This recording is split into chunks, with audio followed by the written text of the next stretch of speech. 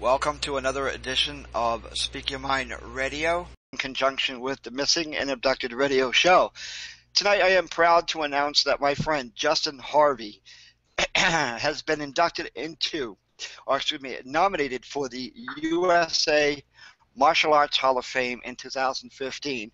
And this is for his unwavering devotion to promoting to all of the martial arts and supporting its beliefs and values by doing his radio show.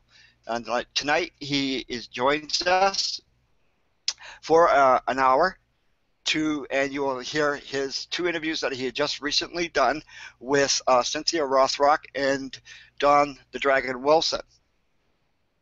Hey, how you doing, Justin? I'm doing wonderful, David. It's been a long time since we've been on air together, and I want to mention to your following here that I am also one of the presidents of the Missing and Abducted. Yes, you are. Yes, he is. He has been with us now for over 2 years. He works very hard at what he does in helping raise awareness to the missing and abducted in human trafficking. Actually, what we're going to be listening to, because I'm going to take a little bit of a break here just to get some things going here, and he's going to be talking about his career and how he got this master podcaster got started in radio. And here is a clip from a shout out from a radio station where he actually started out in. Is that Beckley, West Virginia? Yes, sir. It's Beckley, West Virginia. They actually that one station is owned by a company, and they actually own all the stations but one in my area, actually, which is pretty cool. Well, cool. All right. Well, we're going to take we're going to take a little break. We're going to go ahead and listen to that shout out, and it'll explain everything about Justin Harvey and how he actually got a little bit started into radio. And then we'll come back with him. And it feels like I'm drowning, pulling against the street, pulling against the...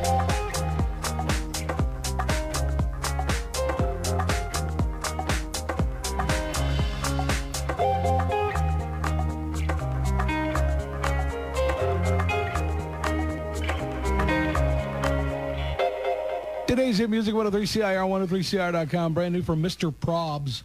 It's called Waves. What? I just, Mr. Jock Itch. Mr. Probs. Yeah, I got me some probs. I need a name. I got probs. I'm Mr. Probs. Yeah, there you go. Yeah. Probs. Hey, Problems, Mr. Back Pain. Mr. Sad. Mr. Bipolar. It's called Waves. It's early show with Rick and Lola. Mr. Issues. There you go. Good morning, everybody.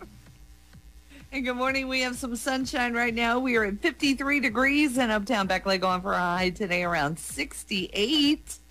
Not too bad. Not too shabby. It's the early show with Rick and Lola. Good morning to you. Good morning, everybody. Time to do a little shout out. We're very proud of someone, a good friend of ours, and we need to recognize. We're going to recognize a gentleman by the name of Justin Harvey. A lot of people know Justin. Justin's very, very well known. Goes by the name of J. Ray. Everybody knows. Mm-hmm. So if you don't, you're thinking Justin Harvey. I know that name. J. Ray. Okay. Let me tell you a little bit about J. Ray. I first met J. Ray about 10 years ago. Right. He loves radio. Just loves radio. There are things that are very passionate about things, but two of the things he's most passionate about: radio, not necessarily music even. He loves music, but he loves radio and martial arts. Now, J. Ray was born with cerebral palsy. He was confined to a wheelchair. When they brought him up to the radio station, they pretty much had to carry him up. It was, we got to, he and myself and Brian Resner spent the entire day with him. He and Brian are still very close to this day. And J. Ray, one of the things you got to know about J. Ray, if you tell him, that's probably something you're not going to be able to do, you can't do, he's going to do it. Right. So he wanted to do a radio show. So he did it. He's got his own internet radio show, and on that radio show, he spends a lot of time talking about martial arts. It's one of his passions. I tell you what, I'm going to read this post from Facebook. I'll just do that, okay? Okay. And this is from Master Summers. All right. It says, I'm proud to announce I nominated Justin Harvey for the USA Martial Arts Hall of Fame. Tonight, that nomination was granted. for his Wow. unwavering devotion to promoting the all of martial arts and supporting its beliefs and values by doing his radio show. I am proud to announce Justin Harvey will be inducted into the class of 2015, Indianapolis, Indiana, in April. Justin Harvey is going to be in the United States of America Martial Arts Hall of Fame. Congratulations. He's from Shady Spring. Kid from Shady Spring. Way to go, J. Ray. So we're very proud of you, man. Shout out to you. We're really, really proud of you. You with the obstacles. I mean, the guy's got some obstacles, and he just fights right through them every single time. Every single time. Every single time. So, J. Ray, we love you, man. We're proud of you. Way to go, man. Very proud of you. Way to go. Recognize. So, if you know J. Ray or if you follow him on Facebook, send him some good wishes. I mean, he's very proud of what he's accomplished, and obviously we're not the only ones. So he's going to be recognized in the 2015 United States Martial Arts Hall of Fame. Way to go, man. Very proud of you. Way to go. 8:40 on the early show with Rick and Lola. Good morning, everybody. 103 CIR Community Connection. Hi, I'm John Walsh, and I just want to take a moment when you're at dinner with your family this holiday season to look around the table and be thankful for the children celebrating with you, because there are so many families across America who will have an empty seat this holiday. They're the families of missing children. Now, I know firsthand the pain a parent feels when a child is missing at a celebration, and I know that pain is especially gut-wrenching at the holidays. When my 6-year-old son Adam was kidnapped and murdered in 1981, my wife Reve and I were heartbroken and devastated. But we knew we had to do something so other families would not go through the nightmare we were living. Along with some amazing support, we started the National Center for Missing and Exploited Children in 1984. We're so proud of the work that's been done for children, and we couldn't have done it without you. It's people just like you who are passionate about keeping kids safe who are critical to our mission and make the National Center's work possible. You help reunite families. You fund our child safety and prevention programs. And you support our work with law enforcement to help put the bad guys behind bars. That's why I'm asking you to make a donation right now to the National Center.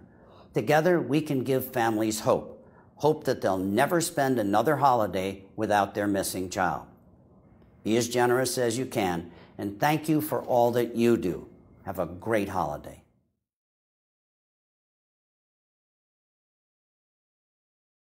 Big trouble. Hi, this is Grandmaster Eric Lee. You're listening to Justin Harvey. You can feel the wind is rising, baby. Now the truth is here. And welcome back. And we're going to be going ahead, and we're going to go ahead. And Justin, I'm going to go ahead and give you the floor, and go ahead and tell our listeners and followers how you got started out in radio. So you want to know the very beginning story, correct, David Levitt? Yes, the very beginning. Okay, well, I was actually at the time, I was a senior in high school, which was like 10 years ago.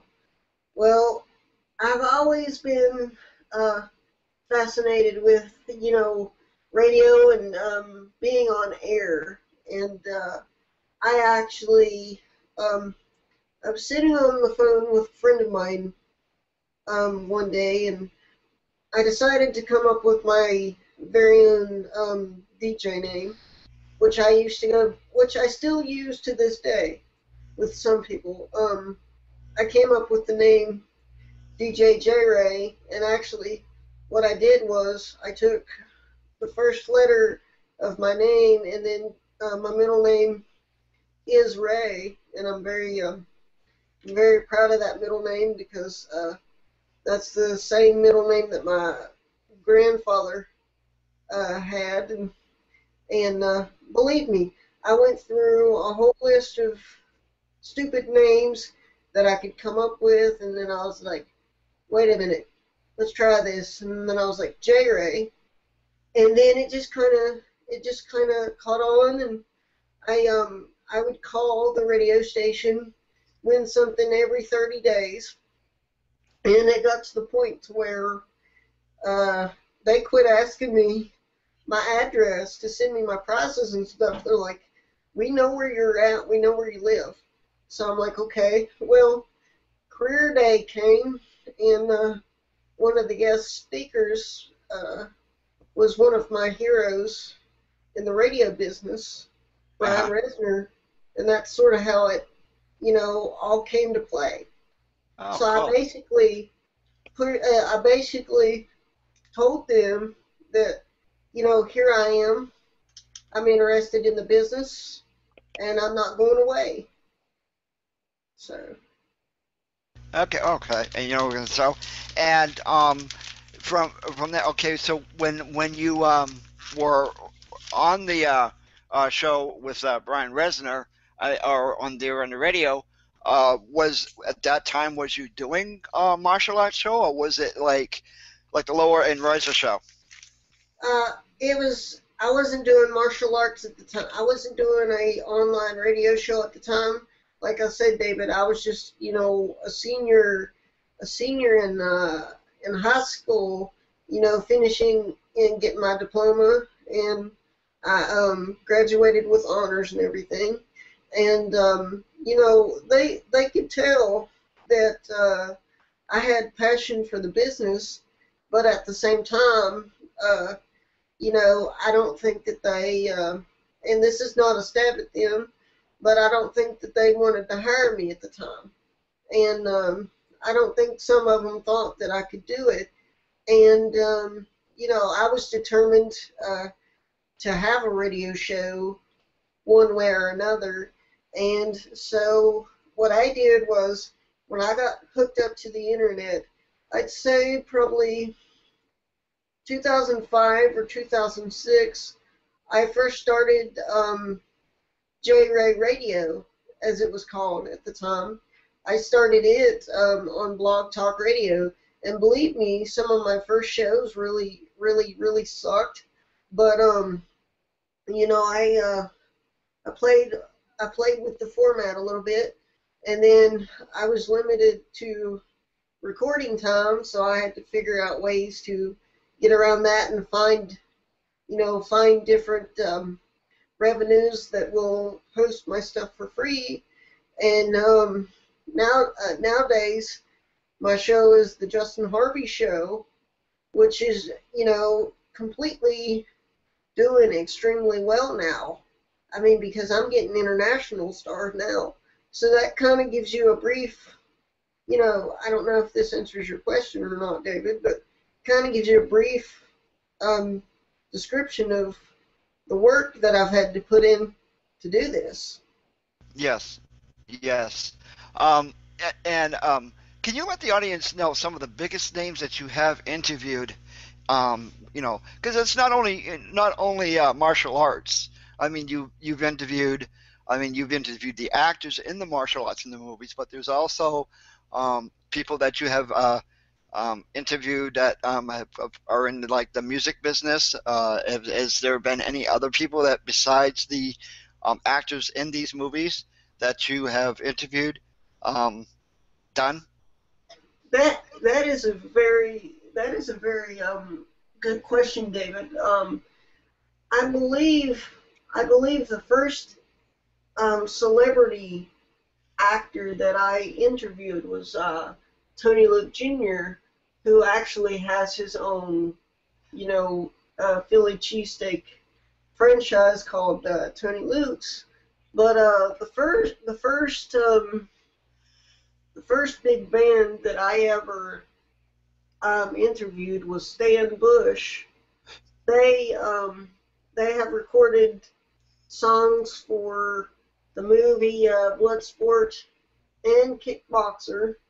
But not only that, the lead singer of Stan Bush is still recording songs to this day, because they had a release of the Transformers movie a couple years ago, and Stan Bush did a song or two in that film. But they even though they're like an 80s band, they're still going strong.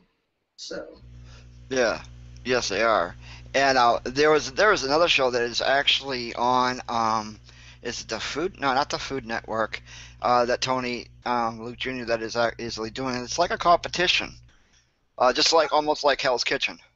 Oh, you're talking about Frankenfood on Yes. Spike TV. They actually, a couple months ago, they finished season 1. I can't clarify that there's going to be a season 2, but I hope that they actually release season 1 on iTunes, because I would love to have a copy of that. Yeah, oh yeah, definitely.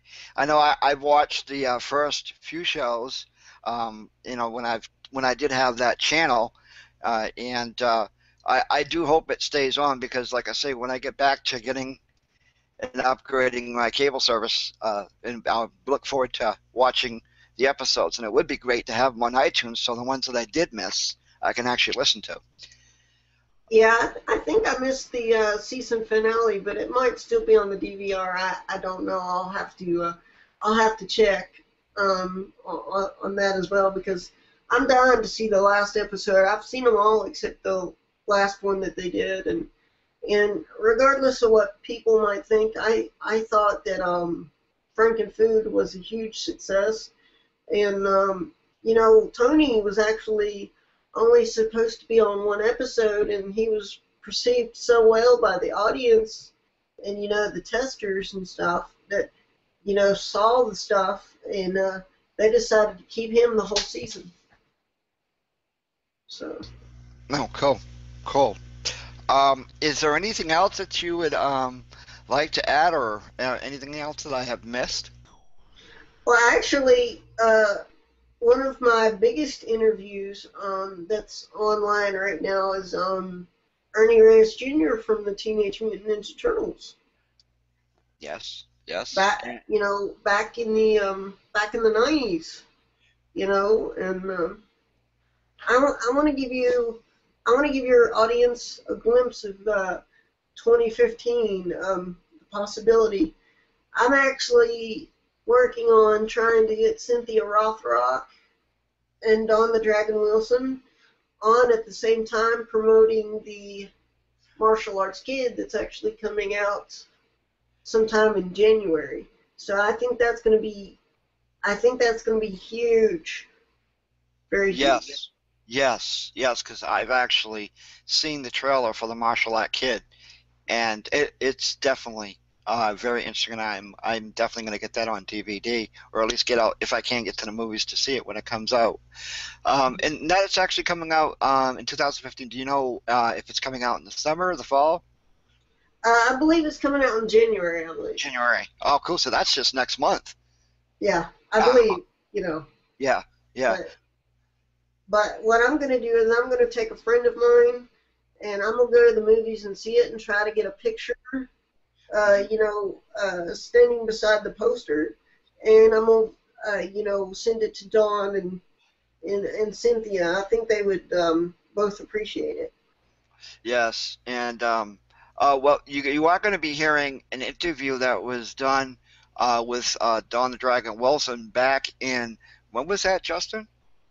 Oh Lord, it was several months ago, David. I mean, I could look on my phone, but it would take forever to get to things. Yeah, I know. And Cynthia Rothrock was just recently, actually, on our YouTube channel. You can watch that interview too. But you can also listen to Justin on iPadio and iTunes, and also on TalkShoe, and on TuneIn Radio. Also, just type in the Justin Harvey.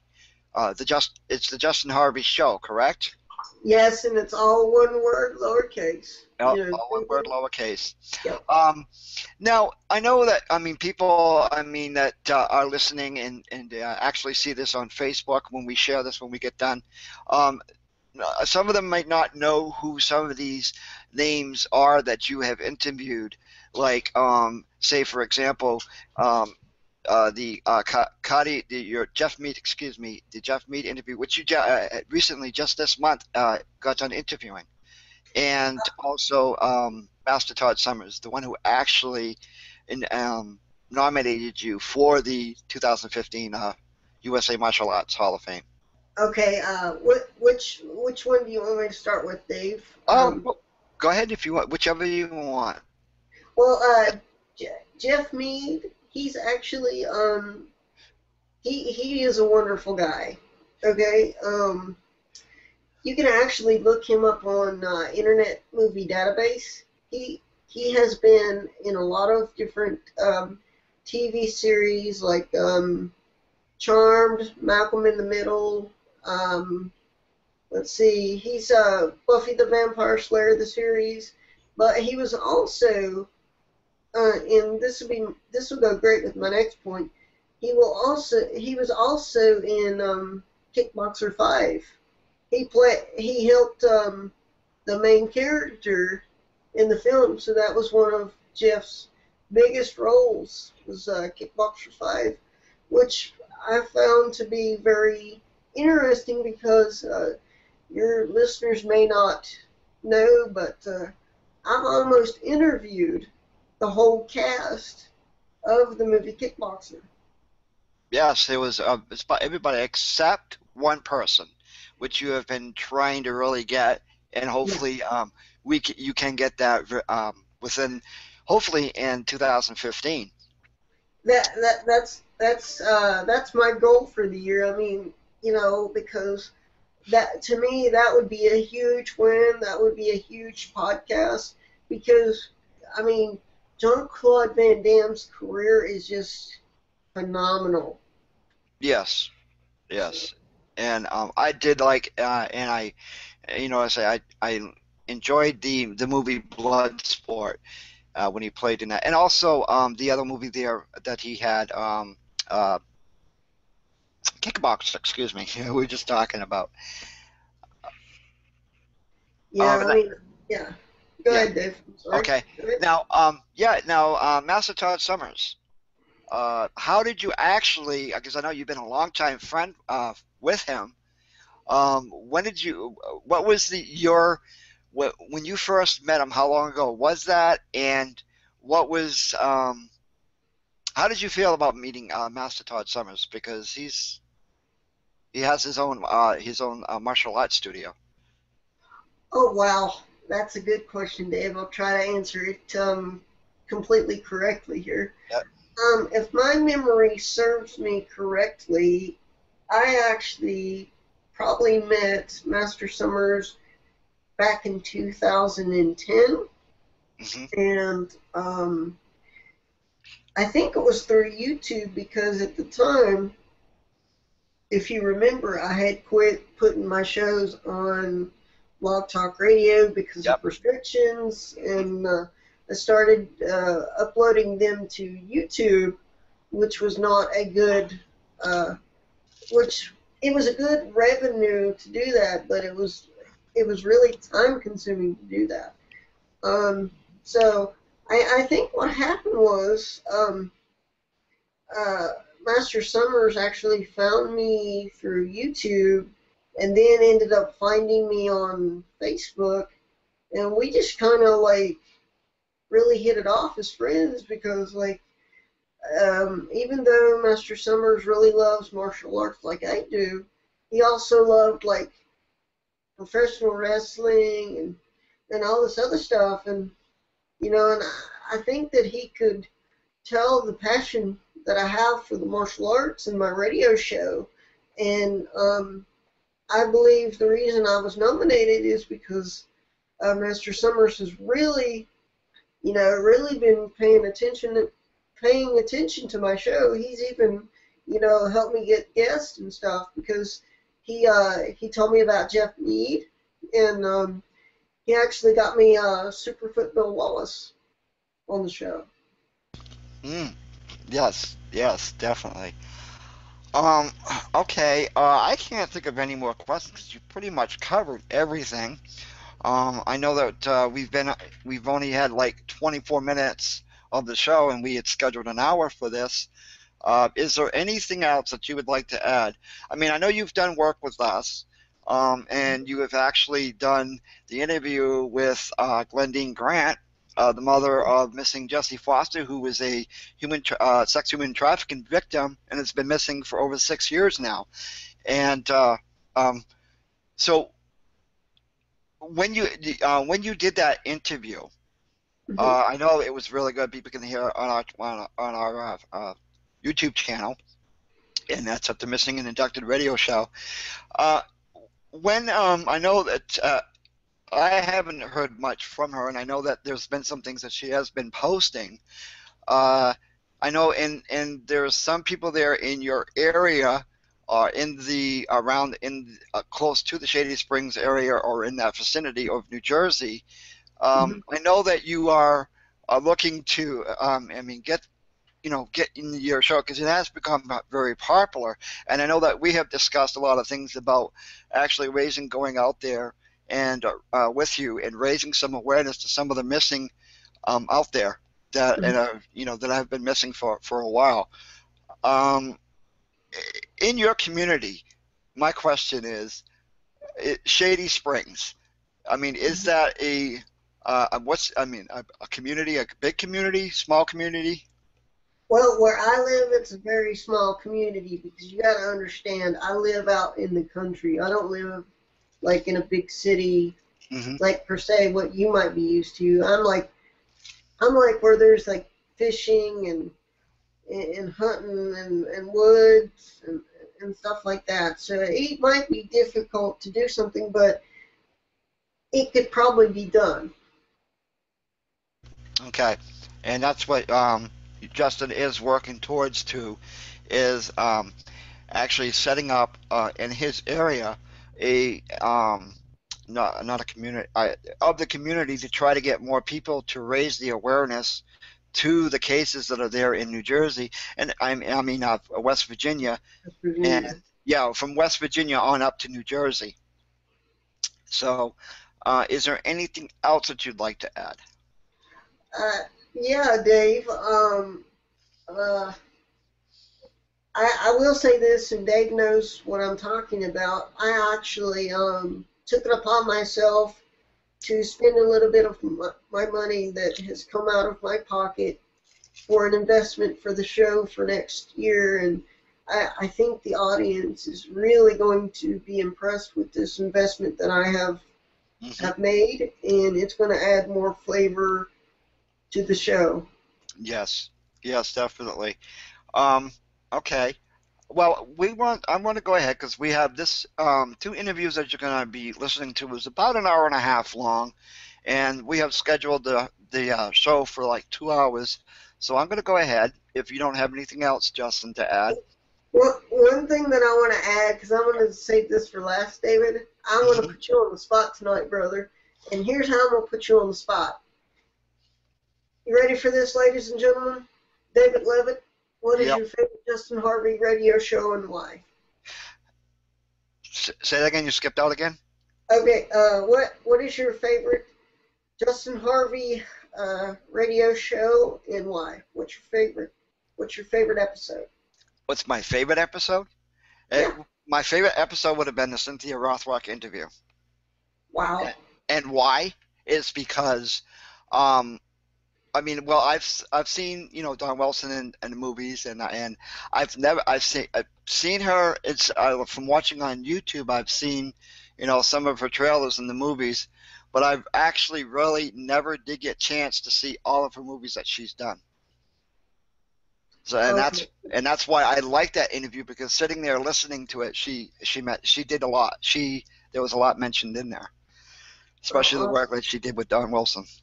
Awesome, and I wanted to also mention real quick that you're going to be hearing Dawn Wilson here in just a second, ladies and gentlemen, but I've already booked James Wilson, the brother of Dawn the Dragon Wilson, who was in Dawn's corner when Dawn fought professionally. So that interview will come in 2015. So. Yeah, there's a few interviews that are actually lined up for 2015, but we don't want to actually put it out there right yet as who it's going to be. It's all going to be a surprise. You can listen to Justin Harvey on YouTube at the Justin Ray Harvey Show. You can also see on iPatio.com, TalkShoe.com. You also have on iTunes. And iTunes? iTunes and Stitcher Radio. And, in closing, David, I want to say,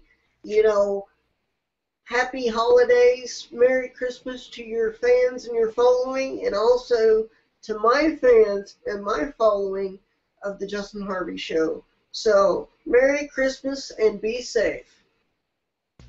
Yes, definitely. And again, Merry Christmas from the Missing and Abducted Radio Show and Speaking Mind Radio. So, everybody, sit back, grab a cup of coffee, and enjoy these two interviews. Hi, I'm Cynthia Rothrock, the Lady Dragon, and you're listening to Justin Harvey on the Justin Harvey Show.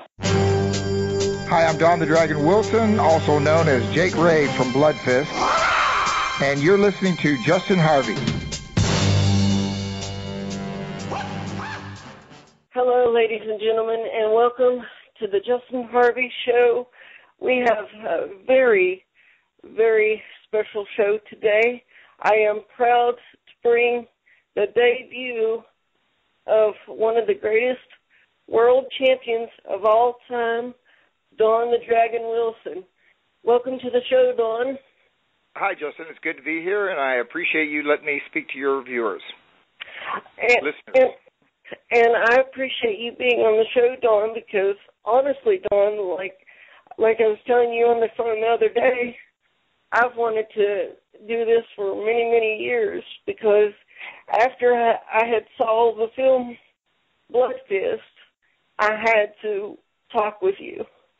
Well, that was a long time ago, Justin, because we shot Bloodfist. I remember leaving L.A. in October of 88. Yeah, October of 88, and it came out in 89, so, man, you waited a long time to get me on your show. Oh, absolutely, and from the bottom of my heart, Don, I appreciate your time because I know that you're a very busy man because when we were talking, you were telling me that you're involved in so many projects and so many things, and you have your own movie company, correct?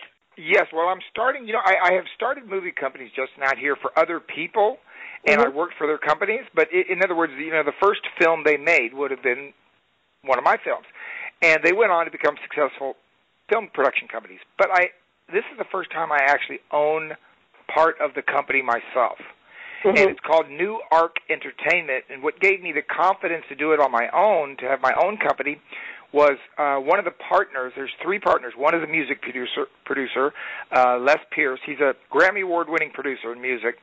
The other is a guy named Sid Sham, who is I met him as an actor, but actually he is a real estate investor from Texas, Dallas. Wow. And he basically, I guess he's made enough money in real estate now. He's had one big apartment complex in downtown Dallas to sell, and he just recently sold it, and now he wants to I guess, some people think that the movie business is just exciting and fun, and for him, he says, well, this is like his retirement. He's just going to help me run the company.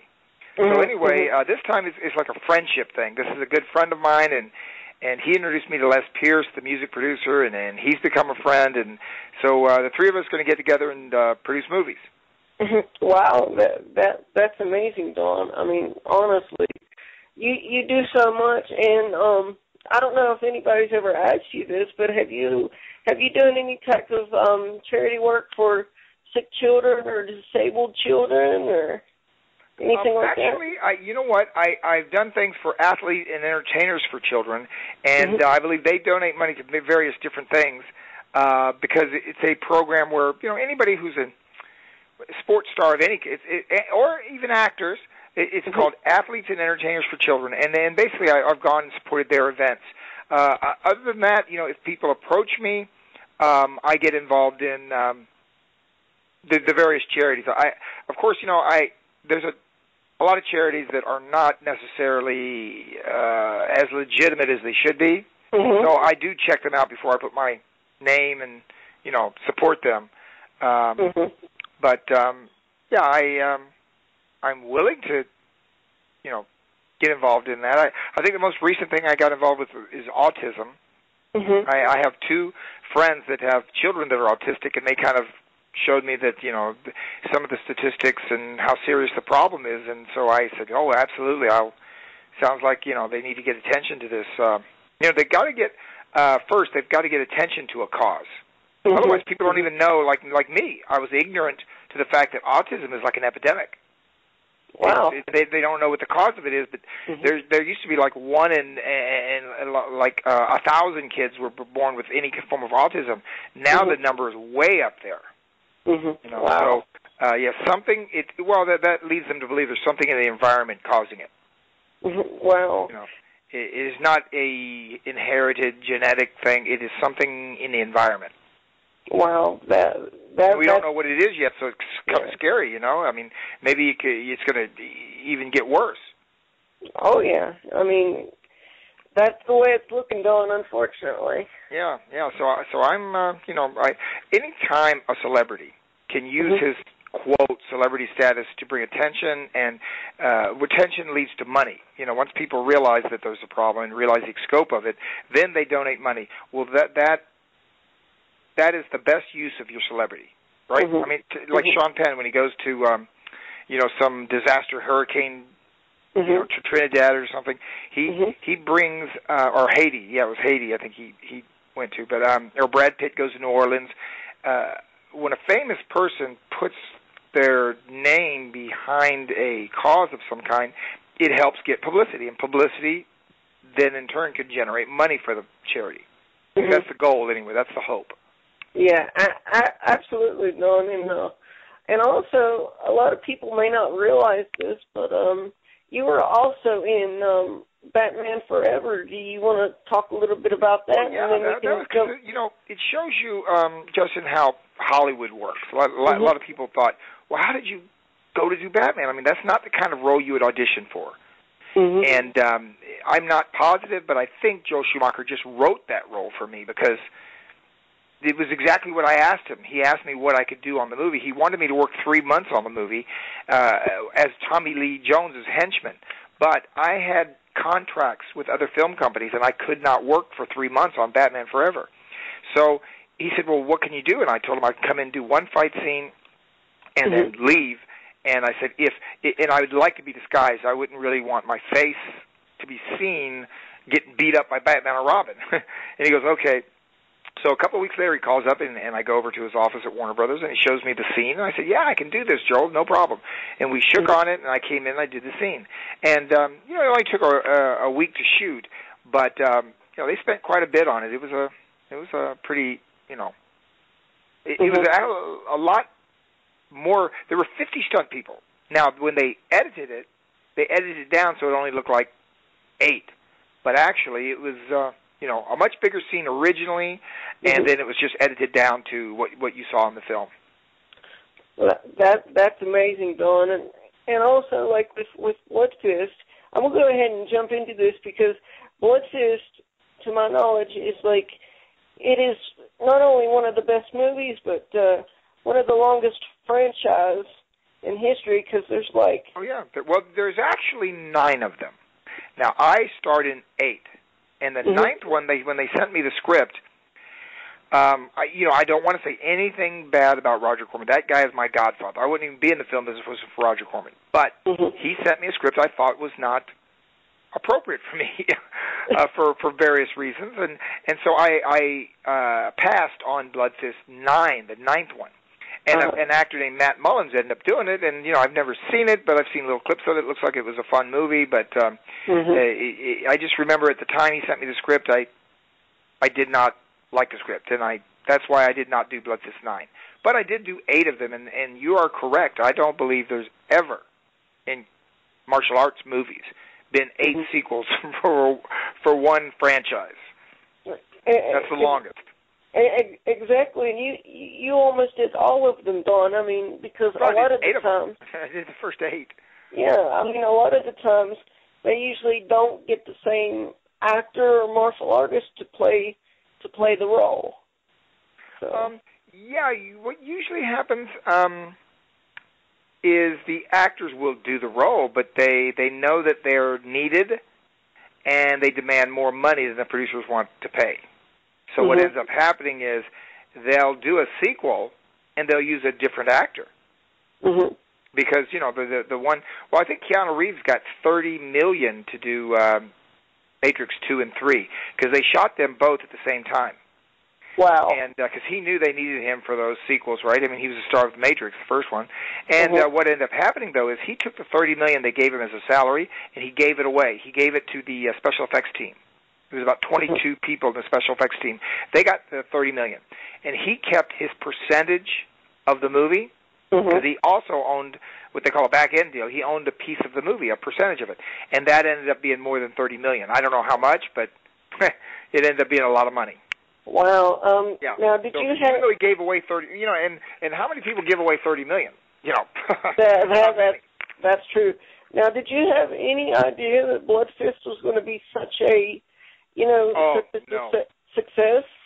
No, I had no idea. Look, I came out here in 1985, and it was on the advice of Chuck Norris, who had been a friend of mine since, since the early 80s, since 1980. Chuck was going to my fights. He was announcing them. I mean, we were friends, and he was a big, you know, supporter of me as a kickboxer.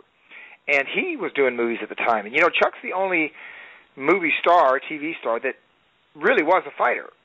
Yeah. Van Damme, he did compete, but he was not a champion. We wouldn't know Van Damme's name or Jackie Chan's or Jet Li's or Seagal if they did not do movies. But Chuck Norris was famous as a martial artist way before he ever did any dialogue in a movie. Yeah. Because he was, you know, one of the best, if not the best, of his era. And he made the transition to entertainment, and he suggested that I do it. So in '84, I retired from kickboxing. I fought Jean-Yves Thériault in Montreal, took that money, came out to L.A. in '85, and started my acting career. And people said, well, yeah, but you had a lot of fights after '84. And I said, yeah, what happens is you come out here and you're not starred in movies, and I ran out of money. So I went back to fighting. I ended up fighting an additional number of years until 1990, and then by then I was doing movies, and I had, you know, I was financially secure, and there was nothing left for me to accomplish as a fighter. I was basically a world champion, and all I would be doing is maintaining my title, correct? I mean, there's no title after world championship. There were no goals except, you know, keep the title another year. So I'd defend it, and then, you know, and then another year would come, and I'd have to defend it again. And I don't know, by 1990, it got to the point where I said, you know what, kickboxing has become an expensive hobby. Because the time I spend training for a fight, I'm losing money not doing a movie. And what ended up happening, though, in 1998, I was offered so much money to come out of retirement. And it was my highest purse, and I believe to this day the highest purse ever paid in a kickboxing match. I was paid that up front by viewer's choice just to sign the contract. And so I came out of retirement. I had 3 more fights, but, you know, I mean, I'm not at the age where you can have another secondary career. Yeah. You know, my last fight was 2002, and I believe I was 48 then. So wow, you can do the math. I'm 59 this year. This year I'll be 60. I'm still getting offers for fight. As a matter of fact, I signed to fight last year in Istanbul. Of course, it was not going to be the type caliber fighter. I was going to fight, you know, I told him I have to do like Foreman. If I'm going to come out of retirement, I can't fight the world champion. I've got to have some tune-up fights. So I did take a tune-up fight. It was going to happen in September, but I think promoters did not have the money to pay for me, and they ended up using a different main event. But, you know, it shows you how crazy I am, Justin. I was 59 years old, and I was still signing for fights. Wow. You must be in great condition, Don. I mean, honestly, and I gotta make a comment too. Like, I agree with you on the Van Damme thing, because like, he is an actor, but he's never been in any real fights. You know, I mean. Well, listen, he's never been in a professional kickboxing match, a world title kickboxing match. I mean, we fight 12 rounds. I mean, you know, he never had a single 12-round fight. I guarantee you. And when he came out to Hollywood, of course, he lied and said he was a world champion kickboxer. But there is one thing about what he says that is true. He is undefeated. Because when you've never had a fight, you don't have any losses. I challenge anybody to go on YouTube and find one 12-round fight with Jean-Claude Van Damme. Wouldn't there be some? I mean, if he's a world champion and he's undefeated, he's defended his title, and he became famous in the movie business, we'd all be able to go right online. You know, luckily, I love the internet because people can see if I was real or not. You could probably go online and watch some of the fights I lost, but nobody likes that, but still, it does show some of my wins, and it shows that I was a real fighter. I didn't lie about my background. I am a kickboxer, and there are some, I had almost 100 pro fights total, and you can go online and see some of them. Absolutely, Don, and also, Don, I forget who he was supposed to fight, but Van Dam was supposedly supposed to be in this MMA fight against this other guy. He was going to fight a Thai fighter. He was going to fight a Thai fighter, but that didn't happen. You know what I mean? That's it did not materialize. I just don't trust him. He never fought when he was young. When you're, it's a 20-year-old sport, by the way, kickboxing. It's not meant for 50-year-olds. It's a 20-year-old sport, and he didn't do it then. Why? It makes no sense that he would actually attempt the sport at 50. It's different for me. I'm like George Foreman. George Foreman was a great fighter when he was young. When he came back, he still ended up winning the world title, right? He won it, I think he was 45 years old. So it's different when you've been one of the best fighters in the world and you come back. But when you've never even had one pro fight like Van Dam, you've never been in the top 10, you've never held a title of any kind, to come out of, well, first of all, this is something that, champions consider, but anybody who says they retired, the only person that actually retires from fighting is the champion. Everybody else quits. You know the difference? It's semantics, but still, you retire the title. In other words, you held it. You've had the honor of being a champion. You retire the title. But if you didn't win the title, and you're just a guy who competed once or twice or 3 or 4, you didn't retire from the sport of kickboxing. You just quit. There's a different mentality. Van Dam quit kickboxing if he even had a fight, and then he's going to come out of quitting, quote, retirement, to fight. It makes no sense, it makes no sense, Don. And I've talked with people that know Mr. Van Dam, and they've said, he has burned me in the past. Anybody that he has been in contact with, he's burned, and it's just, I guess it's the Hollywood lifestyle. It's just eat him alive. No, I wouldn't blame it on that. You know what? People are who they are. As a matter of fact, Justin, psychologists claim most of your traits have been formed by the time you're 5 or 6 years old or something. In other words, your basic character is the direction you're going to go. It starts at an earlier age than we'd like to think. I would like to think that every day we have an opportunity to be a different person. That we can change. You have to do it slowly. Like, let's say you're stealing things for a living. You can wake up one morning and say, you know what, I'm never going to steal again. I'm done. I'm going to start giving back. And on that day, from that second, you're a different person. Now, you were a guy the day before that woke up and said, man, I'm going to pick this guy's pocket. I'm going to break into this guy's car, whatever. But you can, I like to think anyway, that we have the ability, that we are in control of our destinies, and we have the ability to, at any point of our lives, change the direction we're going. And I believe guys like Van Dam, he was the kind of guy he was, the kind of person he was set way before he ever got successful in Hollywood. I wouldn't want to say, it's just Hollywood success. I believe if he was humble or nice or friendly with people in the beginning when he came out here, it was only because he he thought that's the way to act to get what I want. But once he got what he wanted, which was a certain amount of financial success, a certain amount of fame, then his true personality came out. And he started, he hurt stunt people. He started using drugs and partying, got divorced from his wife, and running around in Hollywood. And people could say, see, Hollywood, he was a great guy, but Hollywood corrupted him. And I don't see it that way. I see it the way a psychologist would, that his core personality is already formed when he came out here, and all the Hollywood stuff just allowed him to do what the success he got in Hollywood allowed him to be who he really is. Yeah. That's the difference. So anyway, it's my only an opinion. I'm not myself a trained psychiatrist, but in my opinion, Hollywood did not corrupt Jean-Claude Van Damme. He basically had many opportunities Many mornings he could have woke up and said, you know what, I'm going to call a press conference and tell the truth. I never did win a world championship in kickboxing. This is insulting and degrading to the sport, and it's wrong to lie, and I'm just going to quit it right now. I'm going to stop all this publicity and information and say, yeah, Don the Dragon Wilson's right. He is a world champion. He held the title for 10 years. He's a real fighter, and I'm embarrassing myself and disrespecting the sport by making false claims. And I'll stop it right now. Any reporter, don't write that I'm a undefeated world middleweight champion. Oh, I absolutely. He could have done that. In other words, you know, despite Hollywood, he could have done that, but he never did.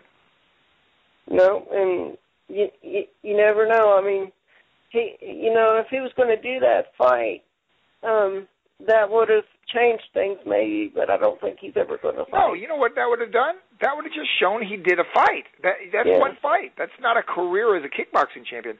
And then if he said, see, I was a world champion, see, I really can fight, that does not make the lies that he told back in the 80s true. It just means he's an older guy who fought somebody in a kickboxing match. That's all it means. It means exactly what it, you know. Well, honestly, what made him successful, Don, and I don't think you'll disagree with this point, is Bloodsport's what made him a star. If it wasn't for Bloodsport... That was an opportunity for... You know, that movie was offered to Chuck Norris. He turned it down. Really? It was Cannon Films. Yeah, Cannon Films. I think Chuck wanted to go the way of action films. He didn't want to take his shirt off and just fight guys the whole movie like Van Damme did. But it was a great opportunity for Jean-Claude Van Damme. And the truth of it is, he was talented. He was a good-looking guy. He was flexible. He looked good on film. He was muscular. I mean, he was a bodybuilder. His wife, Gladys Portuguese, was at one time the number 3 bodybuilder in the world in the female division. So Jean-Claude had a lot of things that all came together to make him successful.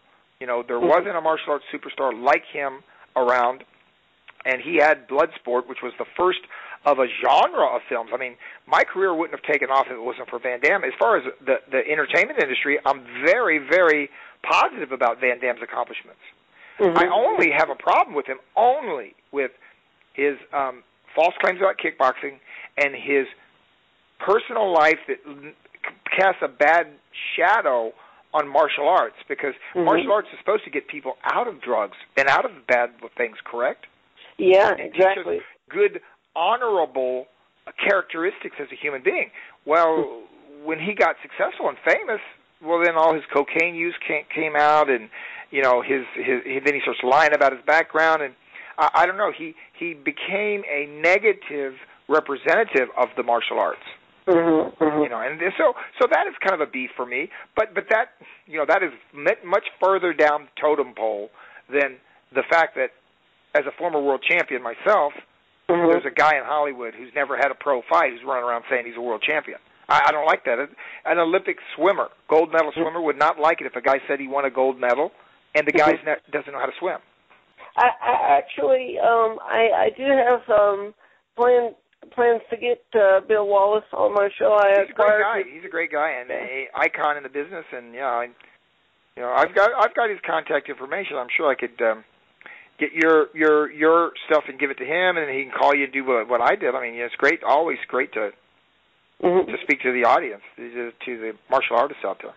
Oh, absolutely, Dawn. Because my audience on YouTube is growing by the day. I've got about 100 and some subscribers now to my channel.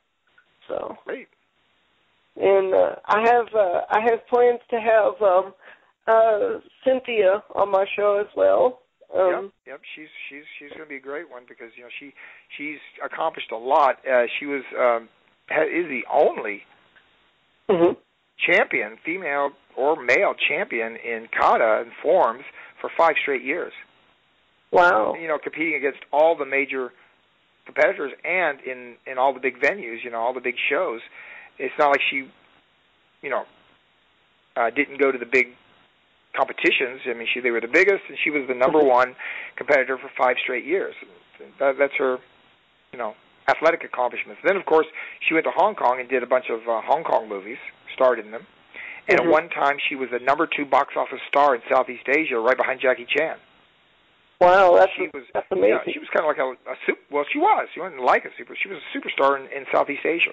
Mm-hmm. Wow, that's amazing. And Dawn, I know I'm jumping all over the place, but I did have a question about Blood Fist. How was y'all able to get the same actor that was the bad guy in the first one to play in the second one as the bad guy? Well, he actually lives in the Philippines. Really? And Joe Mari, I think is his name. I can't be sure. He's passed away, but I think you could look it up on the credits what his name is. But he did both the Blood Fists, and he did a great job. I mean, he's a very talented actor, or was a very talented actor, and a real nice guy, very supportive of me, and because he was very experienced and I was inexperienced in my first few films, and he was very supportive and helpful for me. Also, Don, I want to get this in there too. You do seminars and teaching, correct? And self-defense and and all that. I still do martial arts when I can, when I'm available. I travel and I do exhibitions. I'll spar people in exhibitions, and I'll do seminars and make appearances at fights, and I still got a little bit of connection. And that was Chuck Norris advised me to do that early in my career. I mean, he said, always make time. Don't just become a Hollywood person and just have meetings with directors and producers and writers. Still keep a certain amount of support for martial art events, and which I do. That, like I said, that any fame you get, you can help a charity to get attention, but also when you show up at martial art events, it helps the event to be successful. So that's also a good thing.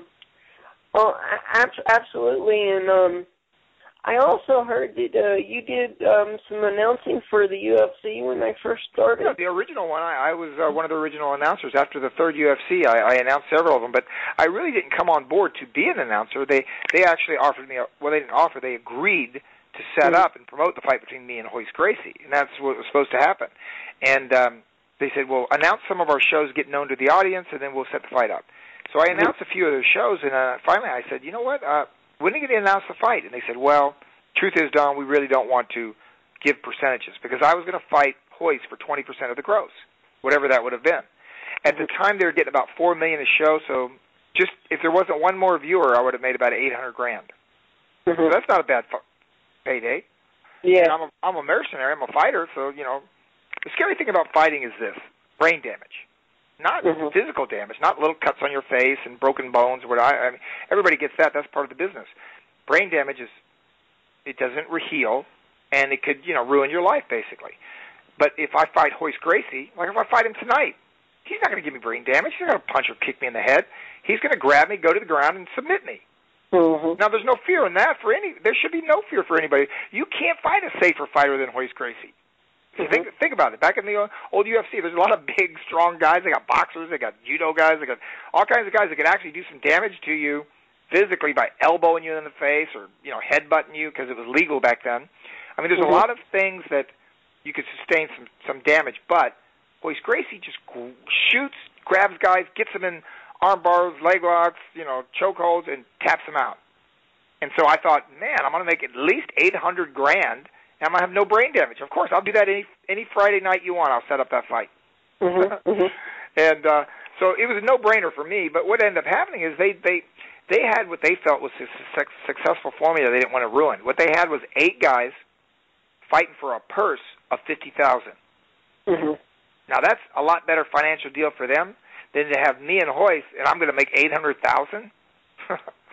Wow. And if Royce heard that I was getting 20%, you think he'd want to fight me for less? He'd probably want 20%. And you give me 20 and Royce 20, that leaves 60 for them. Wow. But in boxing, what they used to do, they give it, you get 33 1/3%. Like Holyfield and Tyson fight. Don King promotes it. Well, Holyfield gets $33 million, Don King gets $33 million, and Tyson gets, $30 million, because they sell 2 million buys at $40. $45. That's $90 million, right? Mm-hmm. And they split it 3 ways. That's how boxing works. Now the UFC with Dana White and all these guys, you got 10 fighters or 20 fighters fighting, but they're making like $100,000, $150,000, $200,000. They're not making the millions. They're not getting. The shows are grossing probably today around $40 million, and it's all going to the UFC. The fighters make a few $100,000. That's it. They don't make 20, 30, 40 million. Mm-hmm. I know when they first came out with the UFC, there was hardly any rules or anything like that, and yeah, it was not a sport. It was considered what you would call a spectacle. Mm-hmm. You're just going to get a bunch of guys, and they're going to fight each other, and we're going to stop it if one of them is unconscious. Mm-hmm. That's about it. If you knock a guy out, then the fight's over. They don't let the guy jump on your head after that. I mean, the referee would jump in and save you. But yeah, you're right. It was pretty unregulated. I mean, the Athletic Commission did not sanction it. Yeah, it was an unsanctioned thing. Mm-hmm. No Athletic Commission would,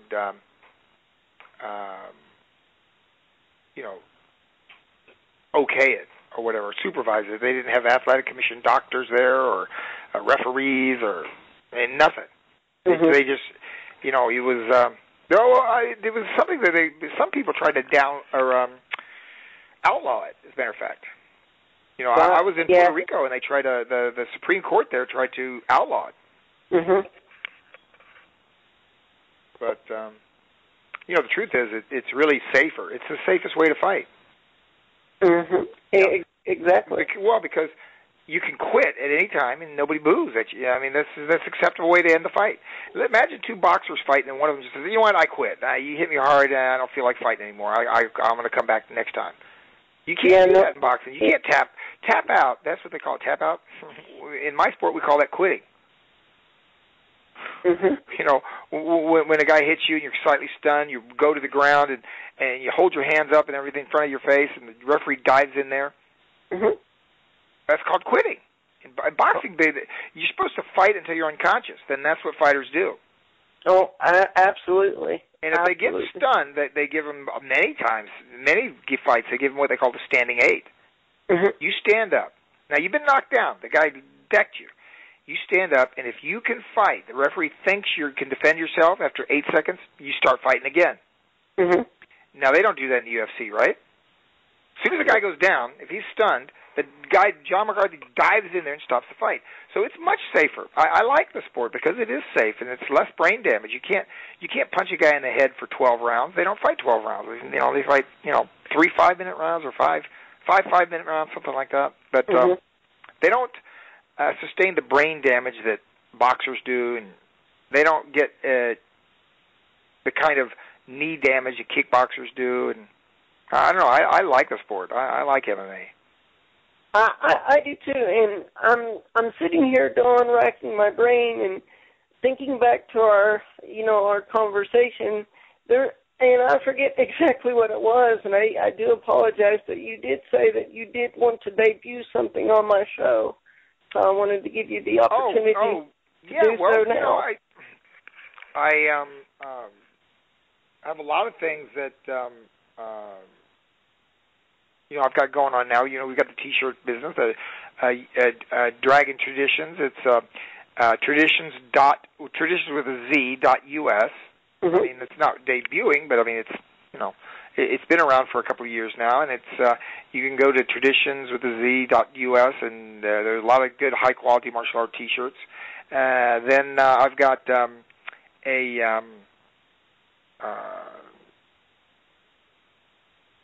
I guess you call it nutritional product. I don't want to call it. Yeah, it's a nutritional product that I support with Genesis Pure. Mm-hmm. And you can go right to the Traditions website and you can check out the products of Traditions Pure as well. Your Genesis Pure. It's a hydration drink, kind of like Gatorade is. Something like that, except better. The scientists said that this is an improvement. And then the other one is, of course, we talked about my new company. And we have a new film Cynthia and I are going to be doing. It's a PG-13. It's called The Martial Art Kid. And what we were calling it is, it's like Mr. and Mrs. Smith, you know, the Brad Pitt movie, Angelina Jolie. It's Mr. and Mrs. Smith meets the Karate Kid.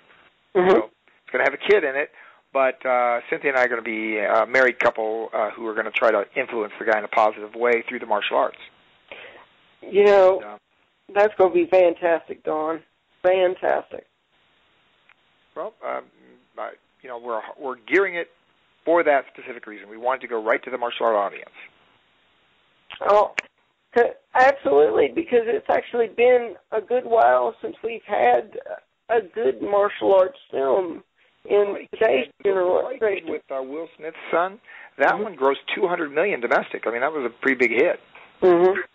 You know, but that was probably the last one. You're right. I mean, that's, you know, the Karate Kid was the last one for the audience, like a PG-13. You know, we used to have Mortal Kombat. We used to have the Ninja Turtles.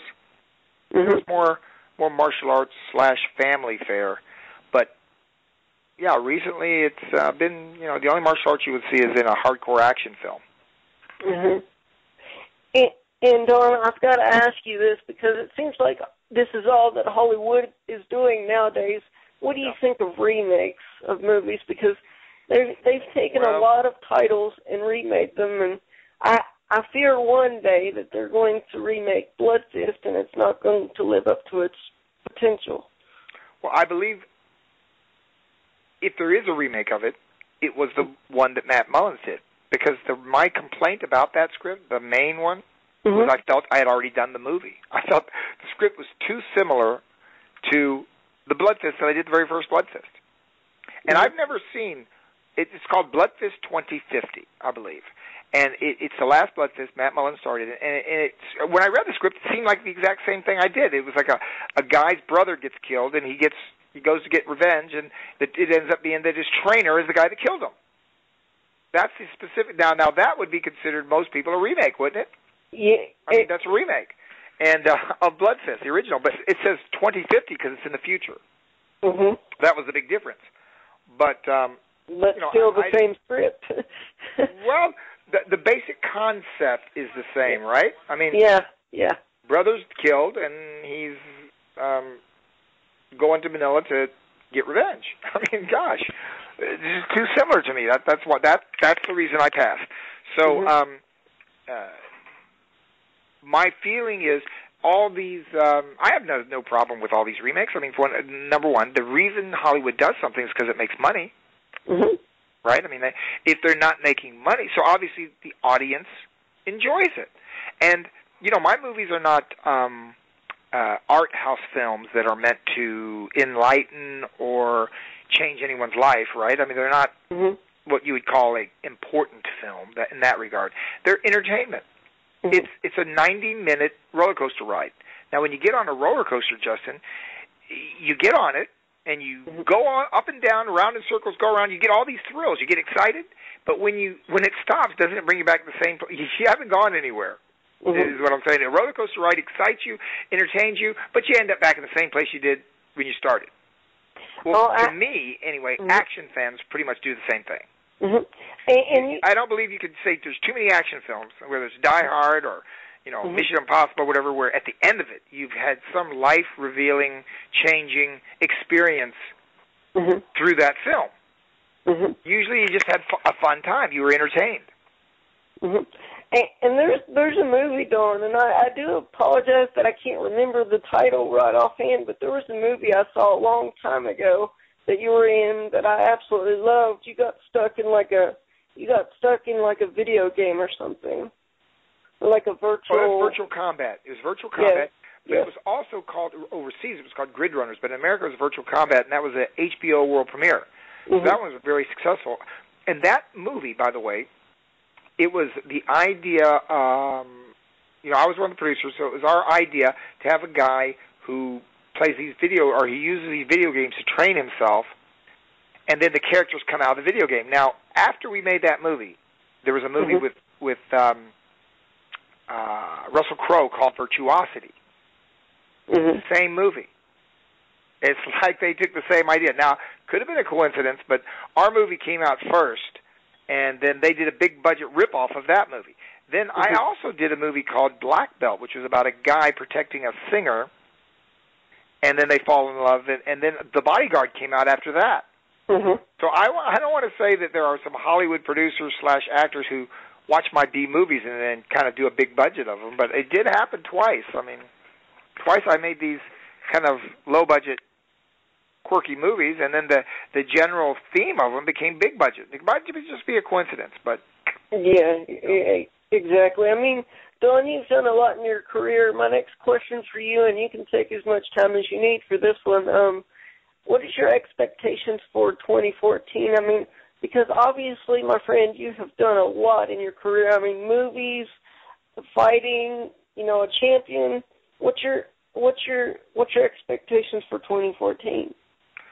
I have 2 projects that I'm committed to doing. They're both in pre-development, which means nothing's rock solid with them, and even the scripts are being written as we speak. One is called The Martial Art Kid, the PG-13 I was talking about. My brother is co-producing it with a woman named Cheryl Duncan Wheeler, and they're producing it. And Michael Baumgarten is the director, writer, and producer, and he's real talented. His last film had 3 Oscar-winning actors in it, so it shows you the level of his writing. And he's going to write this movie and produce it. So that's one I'm going to do this year. I'm committed to it. It's going to be shot in Florida, and I'm very enthusiastic about it. The other thing I'm doing is a movie called Blood Raid. And it is it is the most ambitious kind of action movie I've been involved in. It's, of course, I don't want to use the term rip-off, but like The Expendables, it's going to have all the B-movie guys in it. The Expendables has Bruce Willis, Arnold Schwarzenegger. They've got, Mel Gibson. I mean, they got all these A-list action stars. Well, ours is going to have all the B-movie action stars, and it's called Blood Raid. And there is a surprise twist in the story. It starts off like a typical action movie. A SWAT unit's going in to stop these bank robbers, and so there's good guys and bad guys, and it's all in one location like Die Hard. It's this big building they're robbing, and the bad guys land a helicopter on the roof trying to fool the good guys that, they're going to take the helicopter. But what they do is they go down into the cellar, and they're going to escape under the building and like a subway system type thing. And what happens is they go down there, and there's a den of vampires down there. And the bad guys and the SWAT unit have to join forces to survive. Wow. And that's the basic there's a whole complete twist. It's going to start just like a normal action movie. And that idea basically came from originally, like Tarantino did a movie called, and Robert Rodriguez called Dust to Dawn. Oh, and yeah. Had bank robbers in that movie. Yeah. But it's about all these bad guys. They stop at this Mexican... If you've seen the movie, you know what I'm talking about. It doesn't start like... There's not vampires floating around or doing anything in the beginning of the movie. It just looks like a kind of an action drama about these bank robbers trying to escape, and then they go into this little Mexican bar, and then, I think when it turns midnight or something, the vampires come out. Then everybody, the bikers, the drug dealers, the bank robbers, everybody joins forces to try to... One guy's a preacher. If I recall right, Harvey Keitel's a preacher. But, I mean, good guys and bad guys, everybody joins forces to survive this vampire assault. Wow. So yeah, the very end of Dust to Dawn is nonstop action, and the very third act of Blood Raid is all action. Vampire action, cop action, and bad guy action. Don, those are the 2 projects I have this year. I would love to see you work in a movie with Chuck Norris. I mean, since you... Well, I'd love to have Chuck, and you know what? Maybe we could... Look, what I say we should do, we need to do, if we want to get Chuck, is... Because at one time he said he would work with me, and no problem, but, he's semi-retired. I mean, he was in The Expendables, but Chuck doesn't need any more money. He produced Walker, Texas Ranger, and starred in it for 8 years. Great He's series, retired from business. He's not out hustling to make movies, believe me. But if I make a good movie for martial arts with a good story, good theme, and I show it to him, I said, Chuck, would you play a character? We want to just add a scene. I'll make sure we can include him. And that's the way he could, maybe he'd be a judge at a competition, or he could do some kind of what they call a cameo. Because I'd love to do that with Chuck. Are you kidding? I mean, he's the guy who gave me the idea to even be an actor. Because I know he's not going to get up every morning, work his butt off, put on the makeup and memorize all your dialogue, do the stuff we actors do, the work part of it. I know he's not going to do it now, especially for no money. Mhm. Yeah, I mean, because Chuck has done a lot in his career, and I think what he's trying to do is just slow down and take it easy. Yeah, he just wants to relax. The guy's in his 70s. I mean, isn't it time to? But he did a great job in Expendables, didn't he? oh yeah, because I actually went and saw that on my birthday, and Don, I wanted to mention quickly too. I was looking on your Facebook page. Me and you almost have the same birthday. You were September 10th, and I'm the 11th. Oh wow! So, how about that? How about that? Yeah, I was looking at that the other day, and I was like, "How cool is that?" So. Coincidence. My life's full of coincidences.